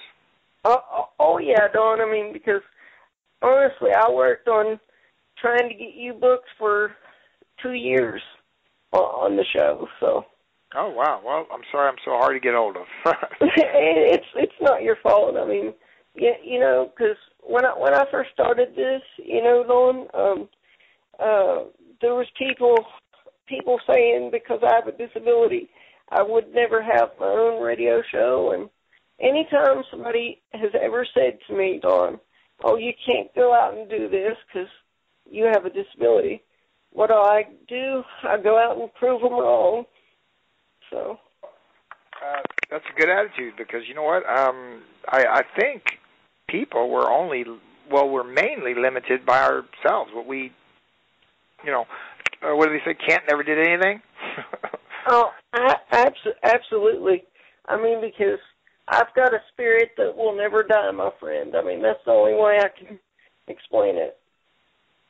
So. Well, that's a good attitude. That's a good positive attitude. And, everything. We live in, even Einstein finally had to agree, we live in a viewer-created universe.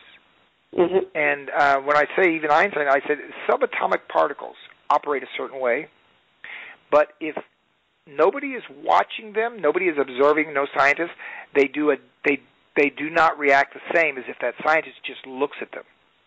Mm-hmm. If a scientist observes, and this Einstein said, no, this can't be. The universe can't work that way. But it does. We actually, humans, have an effect. All life probably has an effect on other life and other, all matter, energy. We affect each other. And if you start believing something, you will make it true. It will be true. If you believe something, it will be true, whether it's negative or positive. Oh, absolutely, because honestly, Don, I didn't care how long it was going to take. I was determined to have you on the show, and I've got many fans that said, you should try to book Don the Dragon Wilson, and I said, that I've been trying, but I'm going to keep trying until I succeed. So I've got many fans that's going to be really happy when this is released. Oh, well, I'm happy that it's going to be released then. People think I was hard to nail down. Well, I do a lot of traveling. That is true. And, I used to have 2 assistants. Now I do things mostly myself because you need assistance when you're doing, and I did do 5 movies in 13 months. Mm-hmm.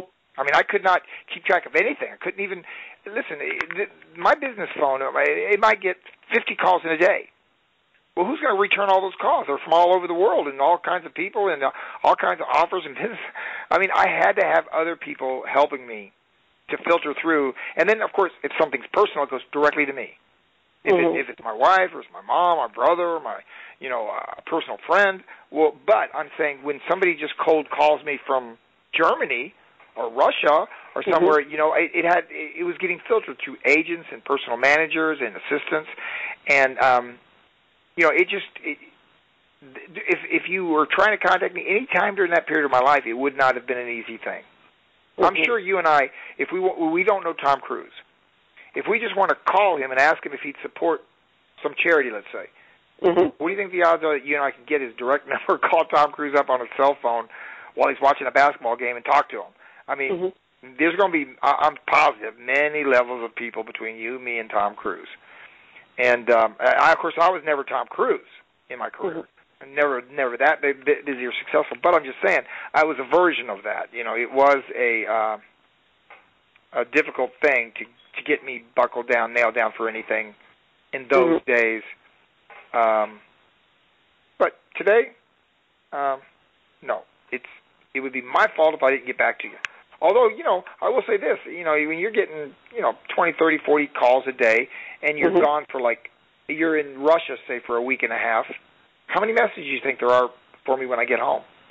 Oh, thousands. When you get 20 or 30 of them a day, I mean, and you're gone for 10 days, I mean, I could spend all my time getting back. I got thousands, literally thousands of messages on my Facebook page. I try to go through those things, but it's almost impossible. There's no way I can go back and get the old ones. I mean, I can't keep up with the new ones. I started the Facebook page. Actually, a friend started it for me. He said, Don, you got to get on Facebook. I said, well, I never did that, and they did it for me. And I just started clicking yes to everybody, and all of a sudden, boom, I had 5,000 people in 2 months, and there were no more. I couldn't add any more people. So people said, well, just tell people to friend you. So I said, okay, well, friend me. So now I got 6,000 or 7,000, not friends, followers. Yeah, follow me. So now I've got 12,000 people on Facebook that are friends, quote, followers, and I don't advertise that. It's people that seek me out and, want to keep up with what I'm doing. So if you try to reach me on Facebook, I mean, I apologize, but I mean, it just, imagine there's 10,000 people, and they start sending these little messages on my message board. How many messages do you think would be in a week, let's say? I can't even count them. They're in thousands, though. And you believe me, I don't target anybody out and say, okay, well, I'm not going to check his messages, or I'm not going to check her messages, or what. I check them occasionally, once in a while. Mainly, I just post things on it, and sometimes I'll respond to some comments somebody might make. I enjoy it. I like being in touch with my friends in the martial arts, I call them. I may not have ever met them, but if they're martial artists, we share a common interest. Oh, absolutely, Dawn. And I wanted to go on public record here on my show, and I apologize for all the calls I made to your office. I just wanted to make sure that I got a hold of you. No, this is my business. If you called this number, this is my business office phone. This is the one that's supposed to get all the calls. It stores them, and when I come back, I sometimes if I'm gone for 2 weeks, I mean, I'll have somebody write the messages down. But usually I'll get back and I'll check it myself. Oh, that's amazing. And Dawn, we can wrap this up any time that you want. I do have two questions for you. Did you like this interview? Absolutely, yeah. It's been fun. I've enjoyed it. Yeah.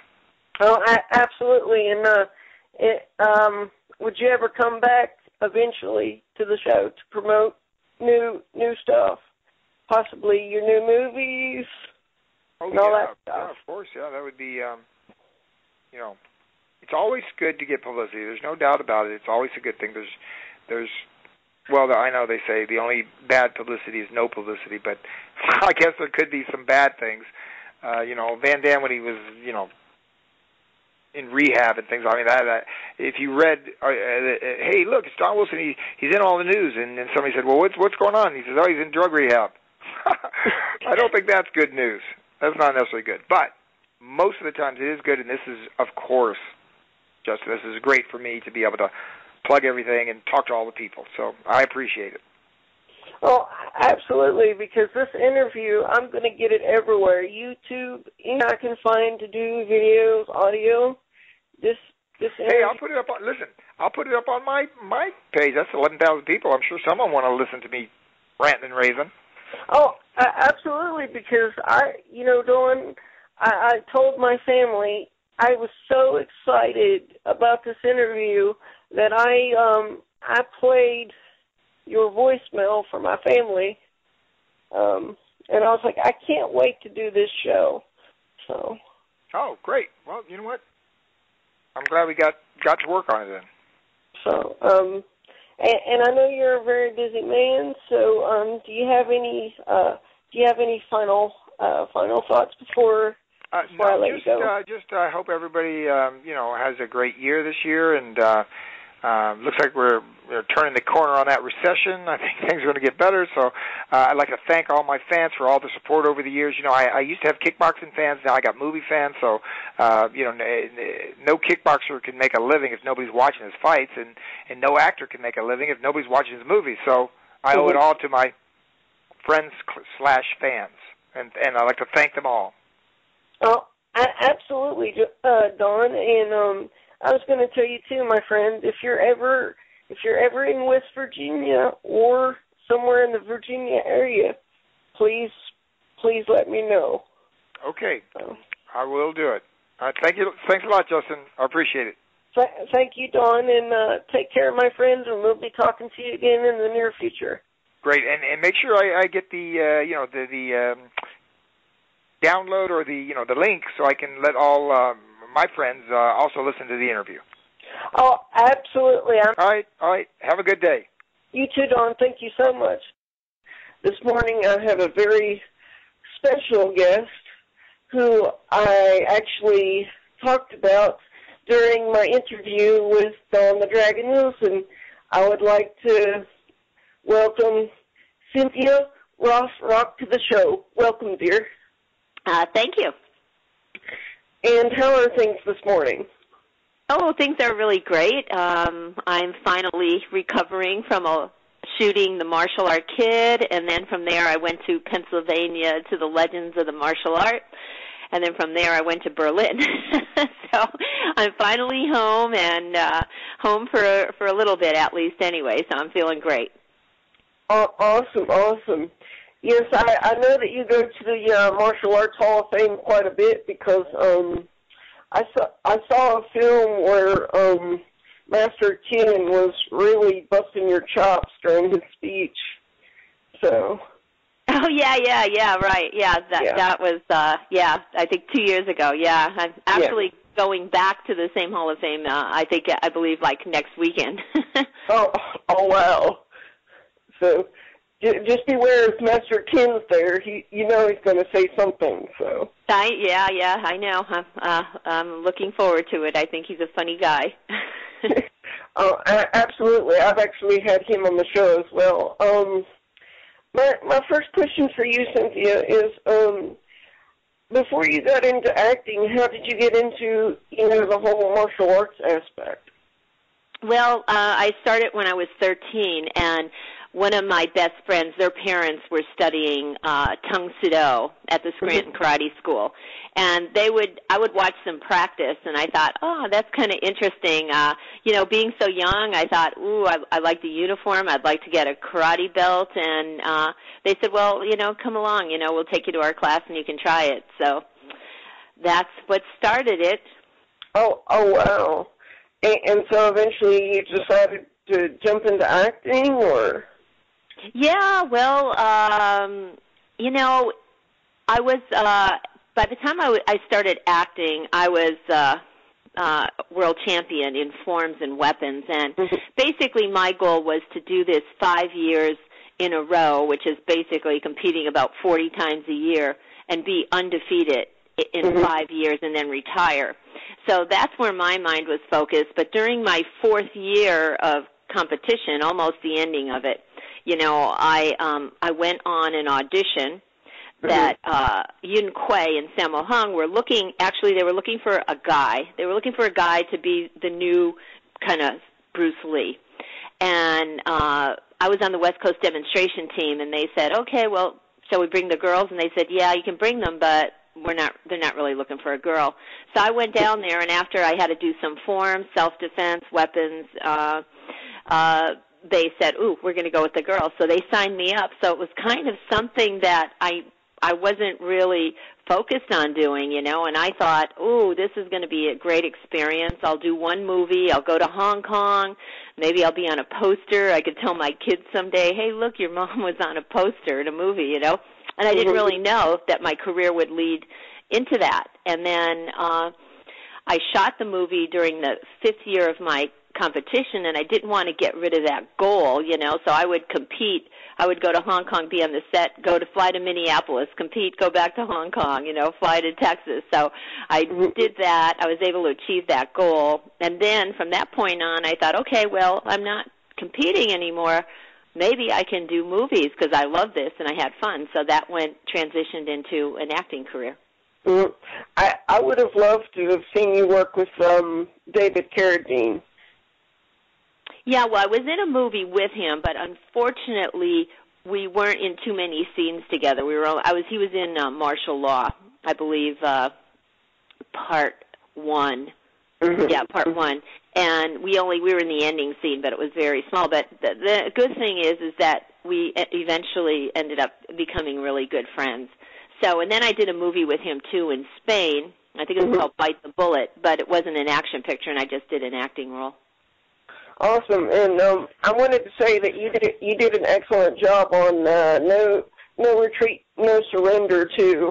I watched that the other day, and that was just spectacular. I didn't like how they killed off your character though, but I know. Yeah. It's amazing, you know, that I feel like really blessed that, you know, people could look back at these films that were shot, you know, 20 years or so ago, you know, and still like them because, you know, they're not really outdated because the action was so good.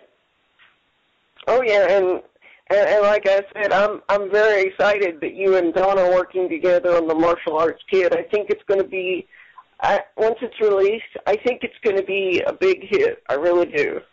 Yeah, I do too. I mean, we all just had the greatest time doing it. You know, the crew, James Wilson, Cheryl Wheeler, the producers were amazing, and they're my friends. So, you know, how great is that to do a project and be on set every day with these people that you really love and be with, you know? And our cast, I thought the cast was perfect. You know, our director was so easy and great to work with. It was just, you know, it was one of those experiences that you're like, it has to be a good film because everything just worked. And I believe you climbed Mount Everest, I think. Was it Mount Everest? Yes, I did. I'm always looking for extreme challenges, and we actually went to base camp, which is about 19,000, just a little bit under 19,000 elevation. And yeah, it took us 2 weeks to do it, and, you know, it was a lot tougher than I imagined. It was probably, out of all the extreme adventures, I don't know if I'm going to top that one, but it was definitely a challenge and something that I'm really, you know, proud that I was able to do, because it doesn't matter what kind of condition you're in. When you're trekking 12 hours a day uphill in high altitude, you know, it's not that fun. It was freezing. I was getting altitude headaches, you know, you know, and you're kind of walking at a snail's pace, you know. Yeah. But now I look back on, boy, what an amazing, you know, thing to have done. Now, when you first started, Cynthia, on like acting and martial arts, was there a point to where like nobody really took you serious because you were a woman? Well, I wouldn't say nobody took me serious. I would say there was a point when nobody wanted to put me as the lead. I was always the co-lead, like the girlfriend of the guy that would come in and save the day in the end, you know. I would fight, but I never could be the main hero. And then people started going, well, you know what, yeah, she's pretty good. Maybe she could hold a movie of her own. And then I can't remember what the first movie I did when I was the lead. It might have been China O'Brien, but China O'Brien didn't come out for a bit.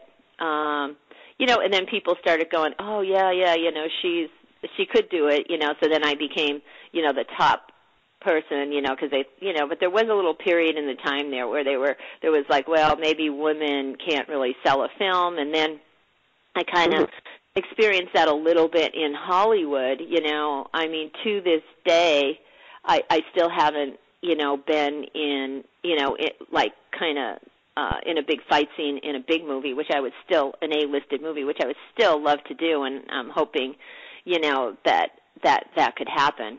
But nowadays, I don't think that is around. You know, now I think it's just like, you know, hey, good action is good action. Doesn't matter who's doing it. Oh, yeah. I mean, you know, I was just thinking because back then those times were really tough, you know, back in those days. That's why really was. So, because, I mean, you know, times are really changing. I mean, this generation has changed. And because, see, I grew up in the 80s and 90s, so. Yeah, well, see, too, even in competition, when I competed, I always had to compete in a weapons division against men. They didn't have a women's division then, and when I went, you know, for grand champion, I always competed in the men's grand champion, you know, and today, you know, they have women's weapons separate, and they have women's grand champion, you know, and I was like, wow, I never had that. Oh, wow. And you've worked with Benny the Jet as well, right? Correct? Yes, I have. Yes, I worked on a couple projects with Benny. I hear he's a wonderful guy.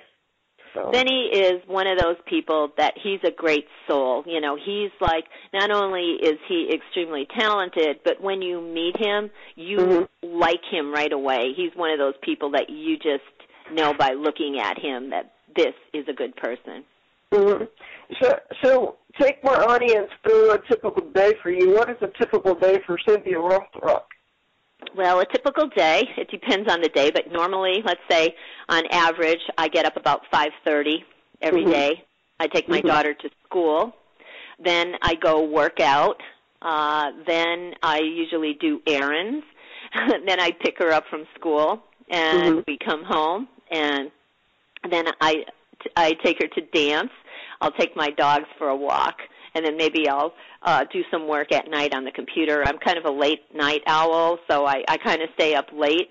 So that's when I get my work done, and that's kind of a typical weekday. On weekends, I like to do something, you know, a little more fun, like doing a hike or, you know, paddle boarding or doing something sporty. You know, and you know, I travel quite a bit, but if I'm not traveling, that probably pretty sums up what my day is like. And you know, I do put in, like, occasionally we'll go see a movie or go to a theme park, which I like to do. You know, something like that. But on average, that's kind of basically, you know, what I do. Yeah. What was your biggest influences, Cynthia? I think my biggest influences when I was growing up was Jackie Chan. I used to study with Shum Leung in New York City, and after class every day we would go to Chinatown, see a movie, and then eat. And I would see the Jackie Chan movies, and I was just, like, amazed by him. I would remember moves that he did and go home and try to do them, because the thing that I liked about him is that he would take any kind of apparatus, you know, that he could find and use it as a weapon. And I love that. So he kind of was my inspiration as I was growing up. You know, I guess, and even today, he still is. And I've actually read somewhere where he's actually broke every bone in his body doing what he does. I'm sure he has, because shooting in Hong Kong is very tough. It's almost as tough as climbing up to base camp at Everest, because they have you doing such hard action, and it's real, and there's always that danger that you're going to get hurt, you know, which if you do movies in Hong Kong all the time, you do end up getting hurt, almost something on each picture. Because every place is different when it comes to filming. So that's true. That is true. So, I mean, you've done a lot in your career, Cynthia, and it's 2014 now. What's your goals or expectations? I mean, you've done a lot in your career. Well, I think, you know, at one point a couple years ago, I was going to open up a martial arts studio again, and then the movies started coming back. You know, I find, like, the movie cycle goes, it's really popular action pictures, and then it's slow, and then all of a sudden there's a lot of people that want to do movies, and all of a sudden it started to come on the uprise. So I put the karate school idea off, which I do think eventually at some point I will open it, but now I'm focusing on doing films. I have another project that's about to start that's called The Perils of Penelope Peacock, and that is right now we're on Indiegogo, like trying to raise the financing. Like we raised some of our financing for the Martial Art Kid, so I think it's a great way to get people involved in the picture and also get financing for your film. And I'm looking forward to this part because it's so different than anything I've ever done. It's really going to be a big acting role for me, and the action is going to be incredible because the fight scenes all come in her mind that she's dreaming. So you could go off the top. It's almost like I think about it like drawing a comic. You know, you could do that. And I'm also actually we've been working for 10 years on a comic book series. I think we're going to do a graphic novel, Sin, the Last Angel. So that is in the plans to get that done within the year. And you know what? I still want to travel and do some fun stuff. My next trip is in January, going to Norway to do some glacier trekking and also see the Aurora Borealis, which I have never seen and I've always wanted to see. So I guess right now that's kind of what I'm foreseeing for the future. Oh, amazing. Now, do you do seminars as well, or? I do. I do a lot of seminars. That's what I was doing in Berlin. I probably do about a seminar a month, and I love doing this because, you know what, deep inside I am a martial artist and I love teaching. And this has been a great, opportunity for me. It's also given me a way to travel to different places. I do a lot of seminars in Europe, and I meet so many incredible people, that have become my friends, that I think doing the seminars all over the world has been something I really, again, am blessed to do because it's just, amazing experience for me to teach, to meet new people, and to sightsee as well.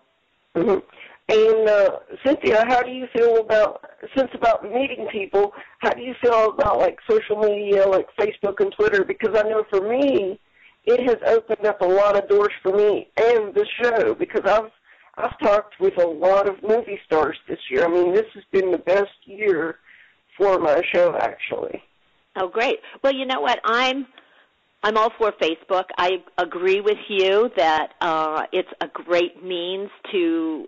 For me, I get a lot of work for seminars because people see. Usually, I'm kind of known for posting a lot of pictures of what I do, and it's just because I like it, because I know that the fans out there, the friends out there, really like to see what you're doing, and they appreciate that you take the time, out of your busy day to think about them and show them what you're doing.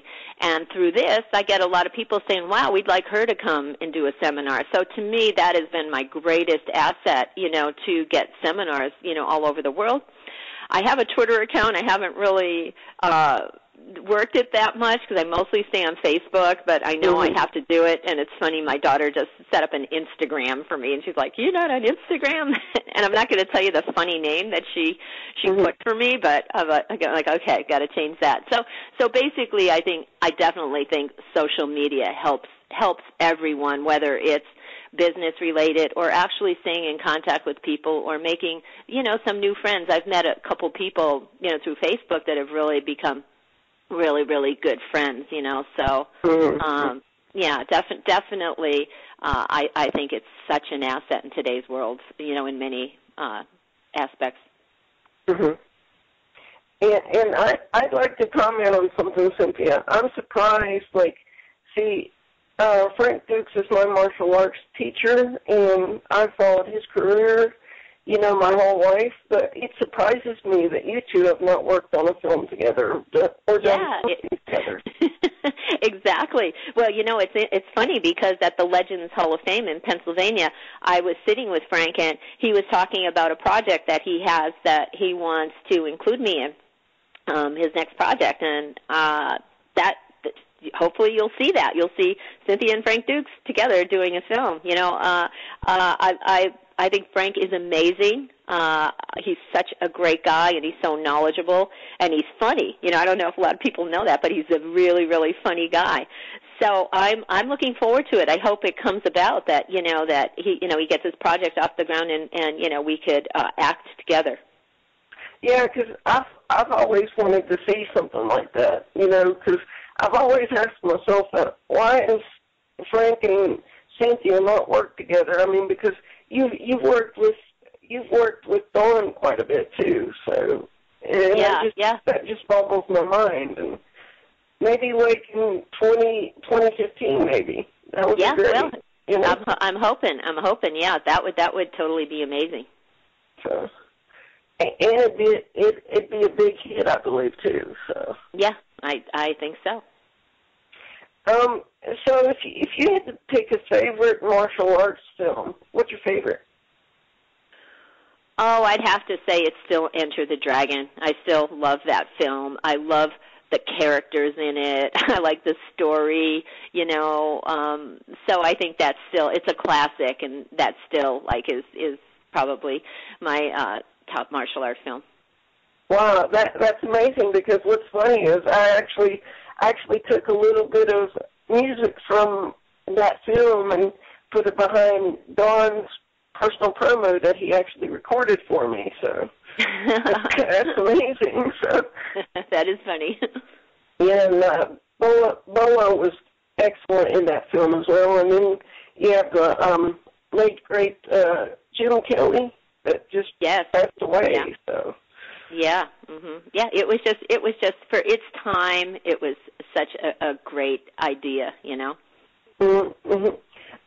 What's your opinion on remakes of films? I mean, because I see Hollywood going crazy with this nowadays.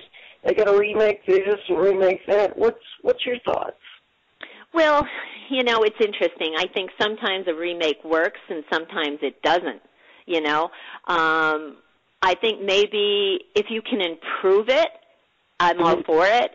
But sometimes these old movies, these classics, it's like leave what is alone. Like, you know, like the Charlie's Angels series, you know, like it's like sometimes it's really, if you're going to do a remake, you have to make sure it's going to be better. And if it's not, you have to leave it alone. Like one of the things Richard Norton and I talked about is doing a remake of China O'Brien, you know, because we were just starting out then. We didn't really know acting well. It was a popular film throughout the world, and we thought, you know, how great that would be to do it now in a modern day and do it a little bit more edgy, you know, a little more, you know, darker. But it's really hard to get the rights for it. Yeah, exactly. And what kills me, Cynthia, about remakes is a couple months ago, my little nephew, he's like 6 years old, and he says, "Unky, I saw the Karate Kid." And, you know, here I'm thinking, you know, great, you know, and he was telling me about Jackie Chan and, you know, Jaden Smith, and I'm like, buddy, that's not the original. Unky's going to have to show you the original Karate Kid. Right. I mean, I guess the good thing is that, yeah, to show the original is that some of these movies are so old that, you know, the generation of today doesn't even know or see them. Like, you know, for someone to redo Enter the Dragon, that'd be kind of hard, you know, to do. Now, Cynthia, do you know Ernie Reyes Jr. or Sr.? Yes, I do. I know both of them. I used to train on the West Coast demonstration team. When I moved from Pennsylvania to California, I moved out to San Jose because of them, and I was training at their school, and I was on the demonstration team. Actually, that's what I was doing before I left to go to Hong Kong to shoot Yes, Madam. Wow, that's amazing. They're both, I got to tell you, Cynthia, for me, they're both genuine great people, both of them. Oh, yes, they are. You know, and I think, you know, just in general, most martial artists are, you know, because I guess it's just an integrity, you know, that comes with all that training, and, you know, you're helping people, you know, and it just helps you to become a better person, you know, and I just think I haven't met too many martial art, you know, people that have been successful that are not, you know, the nicest people around. And with me, you know, I'm more old-styled when it comes to martial arts, but what's your thoughts on MMA? I mean, you know, I don't take anything away from MMA. I'm just more old-style. To me, martial arts is the old style. You know what? I agree with you. I like watching MMA, but I do think, you know, someone has to go through traditional martial arts training. I think that if you are pretty efficient in your martial arts, like say you're close to black belt, brown belt, I think it's a great asset to learn some ground fighting, if you get down on the ground. But as far as people just doing MMA and not doing the traditional aspect, I still think, I remember I had a conversation with one of my friends once, and he turned all pro MMA and kind of just lost all the traditional martial arts. Oh, but this works, this works, this works. And I says, well, okay, would you take your wife and put her in an MMA class right away and for self-defense? He goes, no. I said, what would you do? Well, I would teach her how to do a palm strike to the nose. And I'm like, exactly. My point made. You have to know traditional martial arts, first, and then use that as a supplement.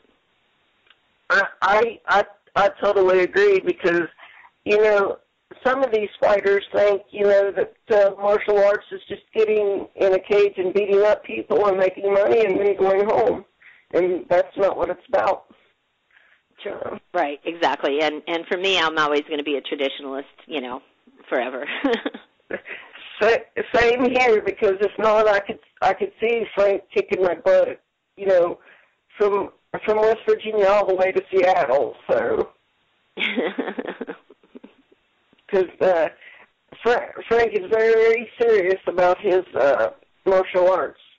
He's a big goof, but when it comes to his martial arts, it's like he has a switch. He's all serious. He's all business, but afterwards, he's like a big kid. So,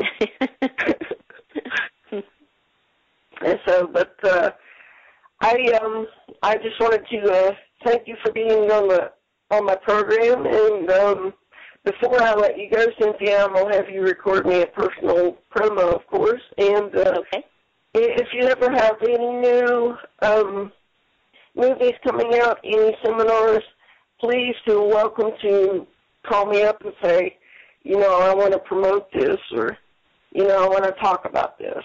So. Oh, great, yeah. Well, if you get a chance, if you can promote, I think we have like 9 days left on Indiegogo for the Perils of Penelope Peacock. So if you get a chance to give that a push for us, we'd appreciate it. Oh, yeah. If you want to go ahead and talk a little bit about it before I let you go, you're more than welcome. So. Yeah, sure. Well, the movie basically it's a really, really feel-good movie. It's about a woman that is kind of, not feeling good about herself, feels very mousy. She's kind of like, just stays in the house. She doesn't look that great. All she does is think of, taking care of the house and her husband.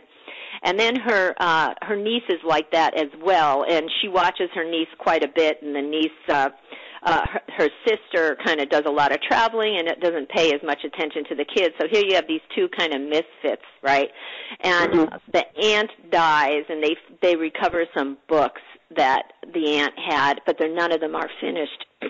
And she goes home, and she dreams of finishing the book, right? And it all involves like these incredible fight scenes, like she's like a cowgirl and then a swashbuckler, and then she's fighting aliens on another planet, which, to me, I love that. And as the time goes by, she starts getting more confident, her and the niece, and they start transitioning into more confident people, more outgoing, more self-assured, more loving life. There's a lot more to life, and in the end, you have this transformation between these two people, and I think it's a good moral story. You feel good that, you can make life to your fullest. You don't have to be in a rut.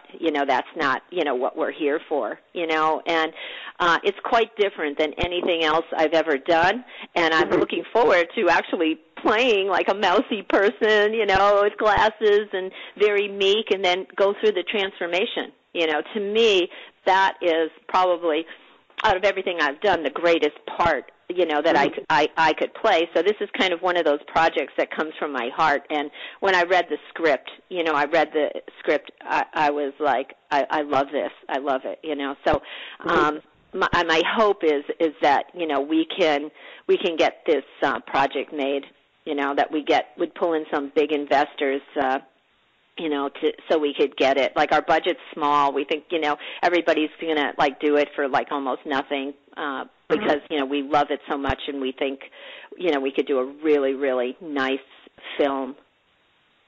It's very tough when you have a small budget, but it can be doable, if everybody works together. You're right, exactly. It can be. And nowadays, the woman that's producing it is also a costume designer, so we have a lot of people involved in it that, love it because of that, and, that it's a good project. So, we're all, like, hoping and praying that, this project will come about. So if anybody, wants to go on to Indiegogo, the perils of Penelope Peacock. So actually go on my Facebook and click on a link to it. I think we have like 9 days left. So I don't know if we'll make our budget, but basically whatever we get, we'll keep that, in a kitty, and then try to find an investor, for the rest of it. So.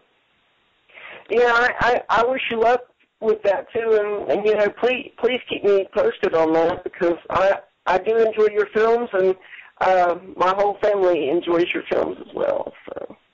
Oh, well, good. I'm glad. But thank you for being on the show. Hi, this is Michelle Manu, host of the Masters Hall of Fame World News. The Masters Hall of Fame looks forward to interviewing Justin Harvey in the spring of 2015.